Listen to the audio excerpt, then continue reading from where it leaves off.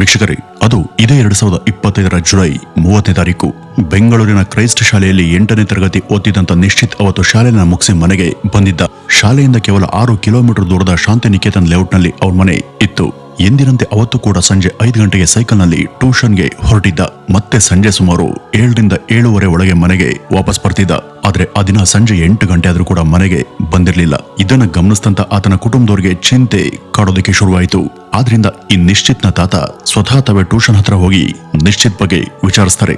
ಆಗ ಆ ಒಂದು ಟ್ಯೂಷನ್ ನ ಟೀಚರ್ ನಿಶ್ಚಿತ್ ಪ್ರತಿ ದಿವಸದಂತೆ ಇವತ್ತು ಕೂಡ ಸರಿಯಾದ ಸಮಯಕ್ಕೆ ಬಂದಿದ್ದ, ಮತ್ತೆ ಕ್ಲಾಸ್ ಮುಗಿದ ತಕ್ಷಣ ಮನೆಗೆ ಹೊರಟೋದ ಅಂತ ತಿಳಿಸ್ತಾರೆ. ಇದನ್ನ ಕೇಳದಂತ ನಿಶ್ಚಿತ್ನ ತಾತನ್ಗೆ ಆತ ದಾರಿ ಮಧ್ಯದಲ್ಲಿ ಯಾರಾದ್ರೂ ಸ್ನೇಹಿತರೊಂದಿಗೆ ಮಾತನಾಡ್ತಾ ನಿಂತಿರಬೇಕು ಅಂತ ಅನುಮಾನ ಮೂಡುತ್ತೆ. ಹಾಗಾಗಿ ಅವರು ಹುಡುಕಾಡ್ತಾ ಅದೇ ದಾರಿಯಲ್ಲಿ ಸುತ್ತಮುತ್ತಲಿನ ಎಲ್ಲಾ ಬೀದಿಗಳನ್ನು ಕೂಡ ಹುಡುಕೋದಕ್ಕೆ ಶುರು ಮಾಡ್ತಾರೆ. ಆಗ ಅವ್ರ ಕಣ್ಣಿಗೆ ಒಂದು ಪಾರ್ಕ್ ಹತ್ರ ನಿಂತಿದ್ದಂತ ಒಂದು ಸೈಕಲ್ ಕಾಣಿಸುತ್ತೆ. ಆ ಒಂದು ಸೈಕಲ್ ಬೇರೆ ಯಾರ್ದು ಅಲ್ಲ, ಅದು ಈ ನಿಶ್ಚಿತ್ನದೇ. ಆದ್ರೆ ಸುತ್ತಮುತ್ತ ನಿಶ್ಚಿತ್ ಎಲ್ಲೂ ಕೂಡ ಕಾಣಿಸ್ತಿಲ್ಲ. ಹೀಗಾಗಿ ಅವರು ತಕ್ಷಣ ಮನೆಗೆ ಹಿಂತಿರುಗ್ತಾರೆ. ನಂತರ ಇಡೀ ಕುಟುಂಬ ನಿಶ್ಚಿತ್ನನ್ನ ಹುಡುಕೋದಿಕ್ಕೆ ಶುರು ಮಾಡುತ್ತೆ. ಸುತ್ತಮುತ್ತಲಿನ ಬೀದಿಗಳು ಮತ್ತು ಆತನ ಸ್ನೇಹಿತರು ಈ ರೀತಿ ಎಲ್ಲರ ಮನೆಗೆ ಹೋಗಿ ನಿಶ್ಚಿತ್ ಬಗ್ಗೆ ವಿಚಾರಿಸ್ತಾರೆ. ಆದ್ರೆ ಯಾರಿಗೂ ಈ ನಿಶ್ಚಿತ್ ಬಗ್ಗೆ ಯಾವುದೇ ಸುಳಿವು ಸಿಗ್ಲಿಲ್ಲ. 2 ಗಂಟೆಗಿಂತನೂ ಕೂಡ ಹೆಚ್ಚು ಸಮಯ ಕಳೆದಿದ್ದ ಹಾಗೇನೆ ನಿಶ್ಚಿತ್ ಸ್ವತಃ ಮನೆಗೆ ಮಾಡುವಂತ ನಿರೀಕ್ಷೆ ಕೂಡ ಕಡಿಮೆ ಆಯಿತು. ಕೊನೆಗೆ ರಾತ್ರಿ 10:30ಕ್ಕೆ ಈ ನಿಶ್ಚಿತ್ನ ತಂದೆ ಹುಳಿಮಾವು ಪೊಲೀಸ್ ಸ್ಟೇಷನ್ಗೆ ಹೋಗಿ ಒಂದು ಮಿಸ್ಸಿಂಗ್ ಕಂಪ್ಲೇಂಟ್ ಅನ್ನ ದಾಖಲು ಮಾಡ್ತಾರೆ. ತಕ್ಷಣ ಪೊಲೀಸರ ಒಂದು ತಂಡ ಟ್ಯೂಷನ್ ಸೆಂಟರ್ ನಿಂದ ನಿಶ್ಚಿತ್ ಮನೆಗೆ ಹೋಗುವಂತ ಎಲ್ಲಾ ದಾರಿಗಳು ಇದ್ದಂತ ಸಿಸಿಟಿವಿ ಕ್ಯಾಮೆರಾಗಳನ್ನ ಪರಿಶೀಲನೆ ಮಾಡೋದಕ್ಕೆ ಶುರು ಮಾಡ್ತಾರೆ. ಆಗ ಪೊಲೀಸರಿಗೆ ಒಂದು ದೊಡ್ಡ ಸುಳಿವು ಸಿಗುತ್ತೆ. ಸಿಸಿಟಿವಿ ಫುಟೇಜ್ ನಲ್ಲಿ ನಿಶ್ಚಿತ್ ಒಬ್ಬ ವ್ಯಕ್ತಿಯೊಂದಿಗೆ ಪಲ್ಸರ್ ಬೈಕ್ ಅನ್ನ ಹತ್ತಿ ಹೋಗ್ತಿರೋದು ಕಾಣಿಸುತ್ತೆ. ಆ ಅಪರಿಚಿತ ವ್ಯಕ್ತಿ ಹೆಲ್ಮೆಟ್ ಅನ್ನ ಧರಿಸಿದ್ದ. ಪೊಲೀಸರು ಅದನ್ನ ಆತನ ಕುಟುಂಬದವರಿಗೆ ತೋರಿಸ್ತಾರೆ. ಆದ್ರೆ ಅವ್ರಿಗೆ ಆ ವ್ಯಕ್ತಿ ಯಾರು ಅಂತ ಗುರುತಿಸೋದಕ್ಕೆ ಸಾಧ್ಯ ಆಗೋದಿಲ್ಲ. ಆದ್ರೆ ನಿಶ್ಚಿತ್ ಆ ಬೈಕ್ ಸವಾರನೊಂದಿಗೆ ಕುಳಿತು ಹೋಗ್ತಿರುವಂತ ದೃಶ್ಯವನ್ನ ನೋಡಿದ್ರೆ ಆ ವ್ಯಕ್ತಿ ನಿಶ್ಚಿತ್ಗೆ ಚೆನ್ನಾಗಿನೇ ಪರಿಚಯ ಇದ್ದಂತ ವ್ಯಕ್ತಿ ಅಂತ ಸ್ಪಷ್ಟವಾಗಿ ಕಾಣಿಸ್ತಿತ್ತು. ರಾತ್ರಿ ಸುಮಾರು 10 ಗಂಟೆಗೆ ಈ ನಿಶ್ಚಿತ್ನ ತಾಯಿ ಸವಿತಾ ಅವ್ರ ಫೋನ್ಗೆ ಒಂದು ಅನಾಮಿಕ ಕರೆ ಬರುತ್ತೆ. ಆ ಒಂದು ಫೋನ್ ಕಾಲ್ ಇಡೀ ಪ್ರಕರಣದ ದಿಕ್ಕನ್ನೇ ಬದಲಾಯಿಸಿತ್ತು. ನೀವ್ಯಾರು ಊಹೆ ಕೂಡ ಮಾಡದಂತ ಒಂದು ದೊಡ್ಡ ಟ್ವಿಸ್ಟ್ ಈ ಒಂದು ಪ್ರಕರಣದಲ್ಲಿ ಇದೆ. ವೀಕ್ಷಕರೇ, ಈ ನಿಶ್ಚಿತ್ಗೆ ಏನಾಯ್ತು? ಅವನನ್ನ ಅಪಹರಣ ಮಾಡಿದ್ದು ಯಾರು ಮತ್ತೆ ಯಾಕೆ ಮಾಡಿದ್ರು? ಬನ್ನಿ ವೀಕ್ಷಕರೇ. 13 ವರ್ಷದ ಈ ನಿಶ್ಚಿತ್ ತನ್ನ ತಂದೆ ತಾಯಿಗೆ ಒಬ್ನೇ ಮಗ. ಅವನ ತಂದೆ ಬೆಂಗಳೂರಿನ ಒಂದು ಖಾಸಗಿ ಕಾಲೇಜಲ್ಲಿ ಅಸಿಸ್ಟೆಂಟ್ ಪ್ರೊಫೆಸರ್ ಆಗಿ ಕೆಲಸ ಮಾಡ್ತಿದ್ರು. ತಾಯಿ ಸವಿತಾ ಅವರು ಒಂದು IT ಕಂಪನಿಯಲ್ಲಿ ಕೆಲಸ ಮಾಡ್ತಿದ್ರು. ಈ ನಿಶ್ಚಿತ್ನ ತಾತ ಕೂಡ ಅವ್ರ ಜೊತೆ ಬೆಂಗಳೂರಿನ ಬನ್ನಿರ್ಘಟ್ಟದ ವೈಶ್ಯ ಬ್ಯಾಂಕ್ ಕಾಲೋನಿಯಲ್ಲಿ ಒಂದು ಮನೆಯಲ್ಲಿ ವಾಸ ಮಾಡ್ತಿದ್ರು. ಸೈಕ್ಲಿಂಗ್ ಮತ್ತು ಫುಟ್ಬಾಲ್ ಮೇಲೆ ಆಸಕ್ತಿ ಹೊಂದಿದ್ದ ತುಂಬಾ ಸರಳ ಸ್ವಭಾವದ, ಶಾಂತ ಸ್ವಭಾವದ ಹುಡುಗ ಈ ನಿಶ್ಚಿತ್. ಮನೆಯವರಿಗೆ ಹೇಳದೆ ಎಲ್ಲೂ ಕೂಡ ಹೋಗ್ತಾ ಇರ್ಲಿಲ್ಲ. ಹೀಗಿರುವಾಗ ಆತ ಕಾಣೆಯಾಗಿದ್ರಿಂದ ಎಲ್ಲರ ಮನಸ್ಸಲ್ಲೂ ಕೂಡ ಆತಂಕ ಮನೆ ಮಾಡಿತ್ತು. ಅದೇ ಒಂದು ಸಮಯದಲ್ಲಿ ರಾತ್ರಿ 10 ಗಂಟೆಗೆ ಈ ನಿಶ್ಚಿತ್ನ ತಾಯಿ ಅವರ ಫೋನ್ಗೆ ಬಂದಂತ ಆ ಒಂದು ವಾಟ್ಸ್ಆಪ್ ಕರೆ ಪ್ರಕರಣದ ಸಂಪೂರ್ಣ ಚಿತ್ರಣವನ್ನೇ ಬದಲಿಸಿತ್ತು. ಆ ಕಡೆಯಿಂದ ಕರೆ ಮಾಡದಂತ ವ್ಯಕ್ತಿ ನಿಮ್ಮ ಮಗನನ್ನ ಅಪಹರಣ ಮಾಡಿದೀವಿ ಅಂತ ಹೇಳಿ 5 ಲಕ್ಷ ಹಣವನ್ನ ಡಿಮ್ಯಾಂಡ್ ಮಾಡ್ತಾರೆ. ಅದನ್ನ ಕೊಡದೇ ಇದ್ರೆ ಅಥವಾ ವಿಚಾರವನ್ನ ಪೊಲೀಸರಿಗೆ ತಿಳಿಸಿದ್ರೆ ಮುಗ್ಸ್ ಹಾಕ್ತೀವಿ ಅಂತ ಬೆದರಿಕೆ ಹಾಕ್ತಾರೆ. ನಿಶ್ಚಿತ್ನ ತಾಯಿ ಆ ಒಂದು ಕಾಲ್ನಲ್ಲಿ ಆ ಅಪಹರಣಕಾರ ಬಳಿ ಬೇಡ್ಕೊಂಡ್ರು, ಕರುಣೆನ ತೋರಿಸೋದಕ್ಕೆ ವಿನಂತಿಸ್ಕೊಂಡ್ರು. ಆದ್ರೆ ಯಾವ ಪ್ರಯೋಜನ ಕೂಡ ಆಗ್ಲಿಲ್ಲ. ತಕ್ಷಣಕ್ಕೆ ಹಣವನ್ನು ಕೊಡುವಂತೆ ಆ ಅಪಹರಣಕಾರರು ಬೇಡಿಕೆ ಇಡ್ತಾರೆ. ಅದಕ್ಕೆ ನಿಶ್ಚಿತ್ನ ಕುಟುಂಬದವರು ಕೂಡ ಒಪ್ಕೊಳ್ತಾರೆ. ಆದ್ರೆ ತಮ್ಮ ಮಗನನ್ನ ಸುರಕ್ಷಿತವಾಗಿ ತಮಗೆ ಒಪ್ಪಿಸಬೇಕು ಅಂತ ಬೇಡ್ಕೊಳ್ತಾರೆ. ಆದ್ರೆ ನಿಶ್ಚಿತ್ನ ತಂದೆಗೆ ಭಯ ಇತ್ತು.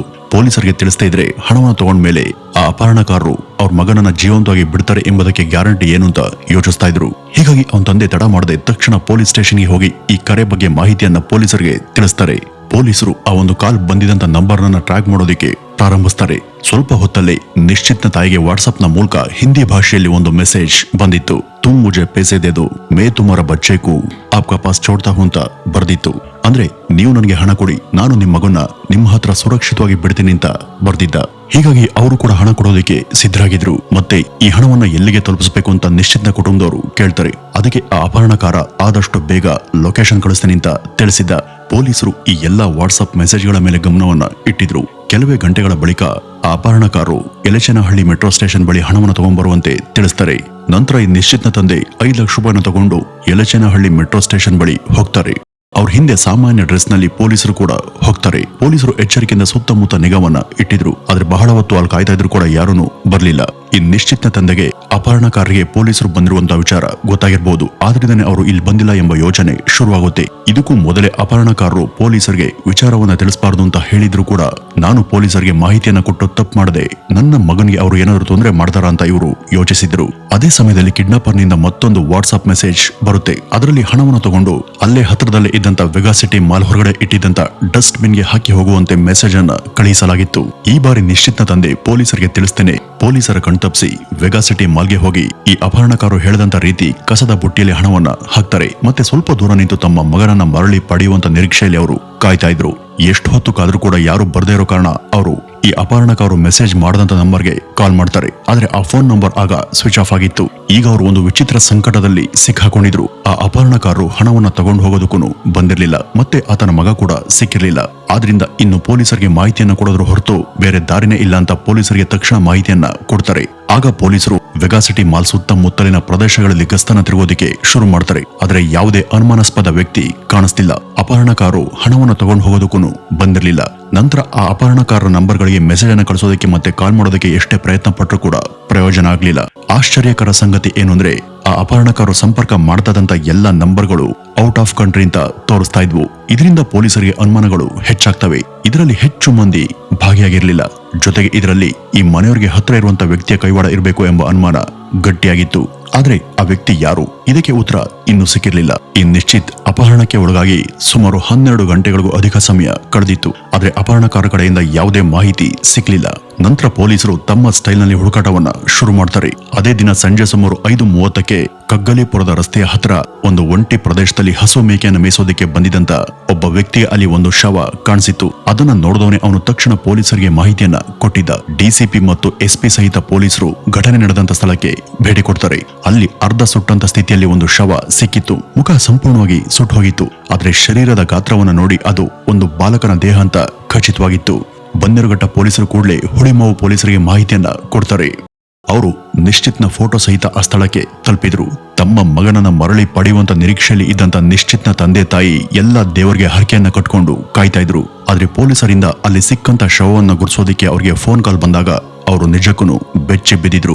ಆ ಒಂದು ಶವವನ್ನು ಗುರ್ಸೋದಕ್ಕೆ ಸ್ಥಳಕ್ಕೆ ಹೋದಾಗ ಅವ್ರಿಗೆ ಆಕಾಶನೇ ತಲೆ ಮೇಲೆ ಬಿದ್ದಂತಾಗಿತ್ತು.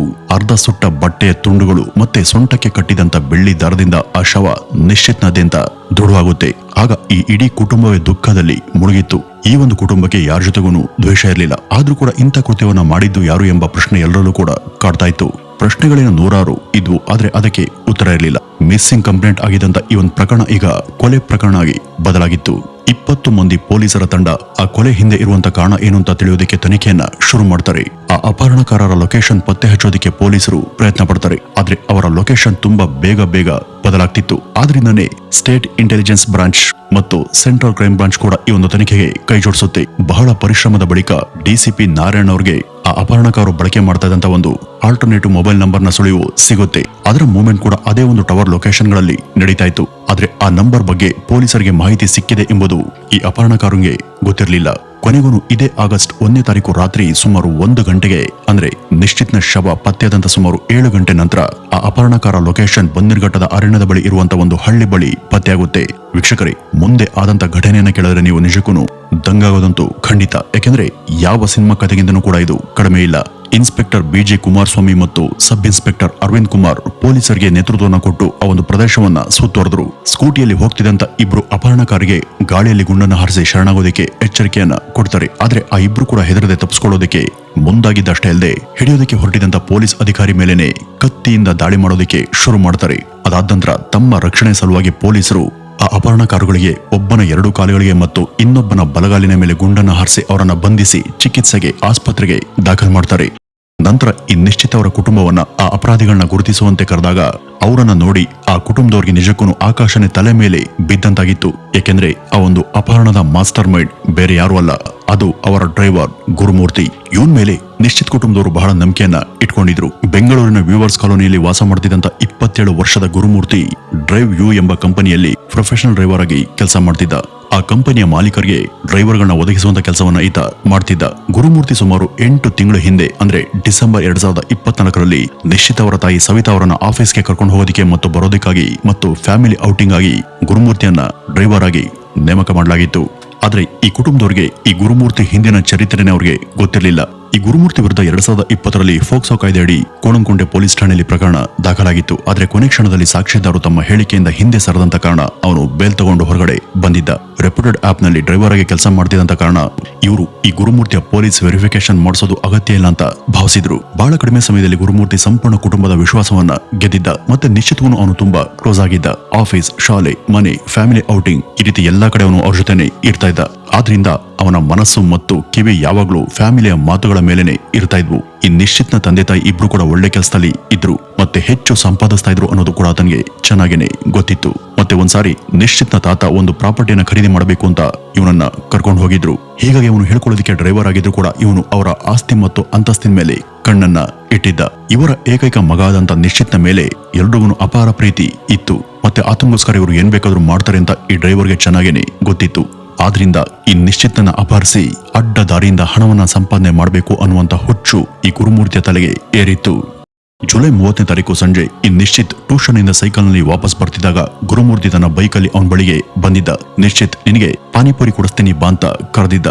ಈ ಗುರುಮೂರ್ತಿ ಮನೆಯ ರೆಗ್ಯುಲರ್ ಡ್ರೈವರ್ ಆಗಿದ್ದಂತ ಕಾರಣ ನಿಶ್ಚಿತ್ ಅವನ ಕೆಟ್ಟ ಉದ್ದೇಶಗಳ ಬಗ್ಗೆ ಸ್ವಲ್ಪ ಕೂಡ ಅನುಮಾನ ಪಡದೆ ತನ್ನ ಸೈಕಲ್ ಅನ್ನ ಅಲ್ಲೇ ಪಾರ್ಕ್ ಹತ್ರ ನಿಲ್ಸಿ ಅವನ ಬೈಕಲ್ಲಿ ಹತ್ತಿ ಹೋಗ್ತಾನೆ. ಪಾನಿಪುರಿನ ತಿನ್ಸಿದ ನಂತರ ಗುರುಮೂರ್ತಿ ನಿಶ್ಚಿತ್ಗೆ ನಾನ್ ನಿನ್ಗೆ ಏನನ್ನು ಕೊಡಬೇಕು, ಆದ್ರೆ ಅದು ಒಂದು ಸರ್ಪ್ರೈಸ್ ಗಿಫ್ಟ್, ಹಾಗಾಗಿ ನೀನು ನನ್ನ ಜೊತೆ ಬರ್ಬೇಕು ಅಂತ ಒಂದು ಸುಳ್ಳಿನ ಕಥೆಯನ್ನ ಹೇಳಿ ತನ್ನ ಜೊತೆ ಕರ್ಕೊಂಡು ಹೋಗ್ತಾನೆ. ತನ್ನ ಈ ಒಂದು ಪ್ಲಾನ್ಗೆ ಗುರುಮೂರ್ತಿ ತನ್ನ ಜೊತೆ ಗೋಪಾಲ್ ಕೃಷ್ಣ ಅಲಿಯಾಸ್ ಗೋಪಿಯನ್ನು ಕೂಡ ಸೇರಿಸಿಕೊಂಡ. 25 ವರ್ಷದ ಗೋಪಿ ವೃತ್ತಿಯಲ್ಲಿ ಒಬ್ಬ ಪ್ರೈವೇಟ್ ಕೇಬಲ್ ಆಪರೇಟರ್. ಇತ್ತೀಚೆಗೆ ಅವನಿಗೆ ಕೋರ್ಮಂಗ್ಲದ ಒಂದು ಓಲ್ಡ್ ಏಜ್ ಹೋಮ್ ನಲ್ಲಿ ಕಂಪ್ಲೇಂಟ್ ರಿಜಿಸ್ಟರ್ ಮಾಡುವಂತ ಕೆಲಸ ಸಿಕ್ಕಿತ್ತು. ಅಲ್ಲಿ ಹೋಗಿ ಗೋಪಿ ಒಂದು ಸಿಮ್ ಕಾರ್ಡ್ ಹಾಗೂ 75 ವರ್ಷದ ಒಬ್ಬ ವೃದ್ಧನ ಮೊಬೈಲ್ ಅನ್ನ ಕದ್ದಿದ್ದ. ಸಿಮ್ ಕಾರ್ಡ್ ಅನ್ನ ಗುರುಮೂರ್ತಿಗೆ ಕೊಟ್ಟಿದ್ದ. ಮತ್ತೆ ಹ್ಯಾಂಡ್ಸೆಟ್ ಅನ್ನ ತನ್ನ ಬಳಿ ಇಟ್ಕೊಂಡಿದ್ದ. ಅದೇ ಒಂದು ಸಿಮ್ ಕಾರ್ಡ್ ನಿಂದ ಗುರುಮೂರ್ತಿ ಒಂದು ಸ್ಪೇರ್ ಮೊಬೈಲ್ ಫೋನ್ ನಲ್ಲಿ ವಾಟ್ಸ್ಆಪ್ ನ ಅಕೌಂಟ್ ಅನ್ನ ಕ್ರಿಯೇಟ್ ಮಾಡಿ ನಿಶ್ಚಿತ್ನ ತಂದೆ ತಾಯಿಗಳಿಗೆ ಮೆಸೇಜ್ ಕಳಿಸ್ತಿದ್ದ. ಓಲ್ಡ್ ಏಜ್ ಹೋಮ್ ನಿಂದ ಕಳ್ತನಾದಂತ ಫೋನ್ ಬಗ್ಗೆ ಪೊಲೀಸ್ ಠಾಣೆಯಲ್ಲಿ ಕಂಪ್ಲೇಂಟ್ ಕೂಡ ಆಗಿರ್ಲಿಲ್ಲ. ಆದ್ರಿಂದ ಪೊಲೀಸರಿಗೆ ಇದ್ರ ಬಗ್ಗೆ ಗೊತ್ತಿರಲಿಲ್ಲ. ಈ ಗುರುಮೂರ್ತಿಯನ್ನ ಟ್ರ್ಯಾಕ್ ಮಾಡೋದಕ್ಕೆ ಪೊಲೀಸರಿಗೆ ಯಾಕೆ ತೊಂದರೆ ಆಗ್ತಾ ಇತ್ತು ಅಂದ್ರೆ ಪೊಲೀಸರು ಹೇಗೆ ಟ್ರೇಸ್ ಮಾಡ್ತಾರೆ ಎಂಬುದರ ಬಗ್ಗೆ ಅವನಿಗೆ ಸಂಪೂರ್ಣ ಜ್ಞಾನ ಇತ್ತು. ಈ ಒಂದು ತಿಳುವಳಿಕೆ ಆತನಿಗೆ ಅವನ ತಮ್ಮನಿಂದ ಬಂದಿತ್ತು. ಅವನ ತಮ್ಮ ಬೆಂಗಳೂರು ಸಿಟಿ ಪೊಲೀಸಿನ ಸೋಷಿಯಲ್ ಮೀಡಿಯಾ ವಿಭಾಗದಲ್ಲಿ ಕಾನ್ಸ್ಟೇಬಲ್ ಆಗಿ ಕೆಲಸ ಮಾಡ್ತಿದ್ದ. ಆದ್ರೆ ಅವನ ತಮ್ಮನ್ಗೆ ತನ್ನ ಅಣ್ಣ ಇಂಥ ಕೆಲಸ ಮಾಡ್ತಿದ್ದಾನೆ ಎಂಬುದರ ಬಗ್ಗೆ ಊಹೆ ಇರಲಿಲ್ಲ. ಗುರುಮೂರ್ತಿಗೆ ನಿಶ್ಚಿತ್ನ ಜೀವಂತವಾಗಿ ಬಿಡುವಂತ ಉದ್ದೇಶ ಇರಲಿಲ್ಲ. ಯಾಕೆಂದ್ರೆ ಹಣ ತಗೊಂಡು ನಿಶ್ಚಿತ್ನ ವಾಪಸ್ ಕಳಿಸಿದ್ರೆ ಅವನು ತನ್ನ ತಂದೆ ತಾಯಿಗೆ ನನ್ನ ಹೆಸರು ಹೇಳ್ತಾನೆ ಅಂತ ಗೊತ್ತಿತ್ತು. ಹಾಗಾಗಿ ಇವನನ್ನ ಜೀವಂತಗೊಳಿಸಿದ್ರೆ ತಾನು ಜೈಲಲ್ಲಿ ಕಂಬಿಯನ್ನು ಎಣಿಸಬೇಕಾಗುತ್ತೆ ಅಂತ ಆತ ಯೋಚಿಸಿದ್ದ. ಆದ್ರಿಂದ ಅವನ ಪ್ಲಾನ್ ಏನು ಅಂದ್ರೆ ಅಪಹರಣ ಮಾಡಿ ಹಣವನ್ನ ಪಡೆದು ಅವನನ್ನ ಕೊಲ್ಲೋದು ಅಂತ. ಈತ ವಿಪಿಎನ್ ಬಳಸಿ ಇಂಟರ್ನೆಟ್ ಕಾಲಿಂಗ್ ಮಾಡದಂತ ಕಾರಣ ಅವನ ನಂಬರ್ ಔಟ್ ಆಫ್ ಕಂಟ್ರಿ ಅಂತ ತೋರಿಸ್ತಾ ಇತ್ತು. ಮತ್ತೆ ಅವನು ವಾಟ್ಸ್ಆಪ್ ಮೆಸೇಜ್ಗಳನ್ನ ಹಿಂದಿ ಭಾಷೆಯಲ್ಲಿ ಕಳಿಸ್ತಾ ಇದ್ದ. ಇದರಿಂದ ಪೊಲೀಸರಿಗೆ ಅಪಹರಣಕಾರರು ಯಾರೋ ನಾರ್ತ್ ಇಂಡಿಯಾದವರು ಇರಬೇಕು ಅಂತ ಪೊಲೀಸರು ಭಾವಿಸ್ತಾರೆ ಅನ್ನೋದು ಈತನ ಪ್ಲಾನ್ ಆಗಿತ್ತು. ಆದ್ರೆ ಈ ಪಾಪಿಗಳು 13 ವರ್ಷದ ಆ ಚಿಕ್ಕ ಹುಡುಗನನ್ನ ಅಷ್ಟು ಹಿಂಸೆ ಕೊಟ್ಟು ಅದೇಗೆ ಮುಗಿಸಾಕಿದ್ರು ಗೊತ್ತಿಲ್ಲ. ವೀಕ್ಷಕರೇ, ಒಂದ್ ಕಾಲದಲ್ಲಿ ನೆರೆಹೊರೆಯವರು ಕುಟುಂಬದಂತೆನೆ ಇದ್ರು. ಮನೆ ಕೆಲಸದವರನ್ನ ಕುಟುಂಬದವರಂತೆನೆ ನೋಡ್ಕೊಳ್ತಿದ್ರು. ಆದ್ರೆ ಈಗ ಎಲ್ಲವೂ ಕೂಡ ಬದಲಾಗಿದೆ. ಕೆಲವೊಂದ್ಸಾರಿ ನಮ್ಮವರೇ ನಮ್ಗೆ ವೈರಿಗಳಾಗ್ತಾರೆ. ಈ ಕಾಲದಲ್ಲಂತೂ ಅಪರಿಚಿತರಿಗಿಂತ ನಮ್ಮವರಿಂದಲೇ ನಮ್ಗೆ ಅಪಾಯ ಜಾಸ್ತಿಯಾಗಿದೆ. ಒಟ್ಟಲ್ಲಿ ಈ ಪಾಪಿಗಳು ಕೇವಲ 5 ಲಕ್ಷ ರೂಪಾಯಿ ಹಣಕ್ಕೆ ಕೇವಲ 13 ವರ್ಷದ ಆ ಚಿಕ್ಕ ಹುಡುಗನನ್ನ ಕೊಂದ್ಮುಗಿಸಿದ್ರು. ಈಗ ಆ ಪಾಪಿಗಳಂತೂ ಪೊಲೀಸರ ಅತಿಥಿಗಳಾಗಿದ್ದಾರೆ. ಆದ್ರೆ ಅಷ್ಟು ಪ್ರೀತಿಯಿಂದ ಮುದ್ದಾಗಿ ಸಾಕಿದಂತ ಆ ಹುಡುಗನನ್ನ ಕಳೆದುಕೊಂಡಂತ ಆ ಅಪ್ಪ ಅಮ್ಮನ ನೋವು ಮತ್ತು ದುಃಖವನ್ನ ಮರೆಸೋರ್ಯಾರು? ವೀಕ್ಷಕರೇ, ಇದಿಷ್ಟು ಇವತ್ತಿನ ಈ ಒಂದು ವಿಡಿಯೋದ ಮಾಹಿತಿ. ಇನ್ನು ಈ ಒಂದು ಘಟನೆ ಬಗ್ಗೆ ನಿಮ್ಗೆ ಏನಾದ್ರು ಹೇಳಬೇಕು ಅಂತ ಇದ್ರೆ ಅದನ್ನ ಕಮೆಂಟ್ ನ ಮೂಲಕ ತಿಳಿಸಿ. ನಮಸ್ಕಾರ.